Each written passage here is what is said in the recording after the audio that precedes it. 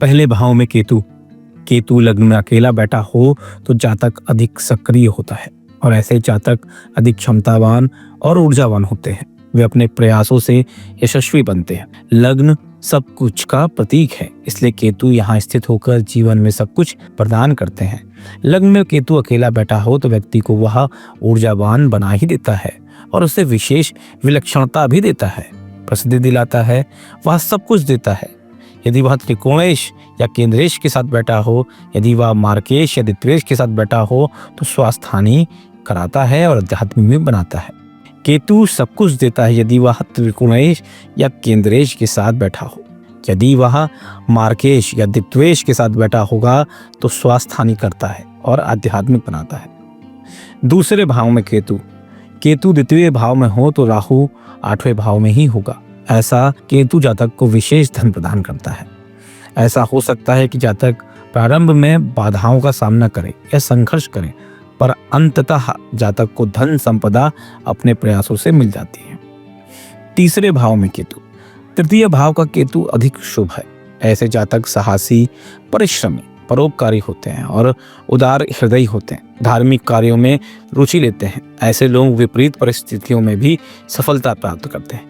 तृतीय केतु योग कारक बन जाता है और विशेष पराक्रम कराता है, जिसमें भाग्य की वृद्धि होती।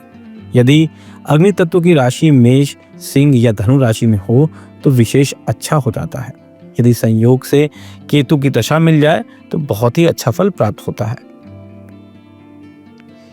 चौथे भाव में केतु चौथे भाव में हो तो मानसिक अस्थिरता या मन को अशांत रखता है, माता को कष्ट देता है। यदि शुभत्व हो तो उसका प्रभाव कम अशुभ होता है।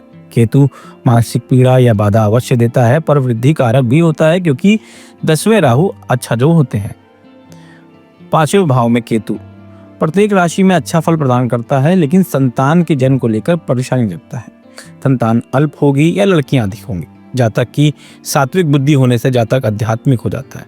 जातक दूजे को देखकर सब कुछ भांप लेता है। कहने का तात्पर्य यह है कि जातक की अंतः दृष्टि बढ़ जाती है। 6वें भाव में केतु अगर 6ठे भाव में हो तो शत्रु हंता का योग बनाता है। उसके शत्रु होंगे पर वे उसका कुछ बिगाड़ नहीं पाएंगे। यहाँ केतु का फल अच्छा यह होता है कि जातक सक्रिय रहता है और अपने परिश्रम में आगे बढ़ता है और प्रतिस्पर्धा रखने के कारण उसे बढ़ने के लिए अधिक कठोर परिश्रम करता है, जिससे उसे सभी कुछ प्राप्त हो जाता है। 7वें भाव में केतु यदि 7वें भाव में हो तो व्यक्ति को दाम्पत्य संबंधी पीड़ा देते हैं, लेकिन परस्पर सूझबूझ और सहयोग भावना रखने पर यह पीड़ा कम हो जाती है और जीवन सुखमय बन जाता है। यदि जातक कुछ आध्यात्मिक स्वभाव रखे तो इस भाव संबंधी अशुभता कम हो जाती है। 8वें भाव में केतु 8वें भाव में हो तो जातक को अचानक हानि, पीड़ा या बाधा करता है। यदि 8वें भाव में केतु मंगल से युक्त या दृष्ट हो तो जीवन में बार बार दुर्घटनाएं होती हैं। वाहन सदैव सावधानी से चलाना चाहिए। दूसरों पर अधिक विश्वास हानि कराता है। केतु की अंतर्दशा में विशेष सावधान रहने की जरूरत होती है। 9वें भाव में केतु यदि जातक के 9वें भाव में केतु हो और वह शुभ ग्रह से युक्त या दृष्ट हो तो जातक का धार्मिक स्वभाव होता ही होता है। वह अधिक तीर्थ यात्राएं करता है और जीवन में आगे बढ़ता है। आर्थिक दृष्टि से भी वह सही रहता है।